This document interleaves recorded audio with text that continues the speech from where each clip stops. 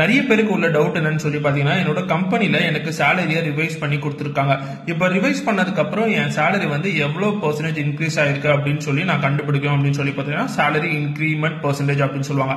இது எப்படி கால்குலேட் பண்றதுன்னு சொல்லி பாத்தீங்கன்னா, ரொம்ப சிம்பிளான formula. Revised salary minus current salary divided by current salary into 100. For example, உங்களோட கரண்ட் சேலரி வந்து இப்ப 6 lakh இருக்கு. உங்களுக்கு ரிவைஸ் பண்ணி கொடுத்திருக்கிறது வந்து 6,60,000 கொடுத்திருக்காங்க.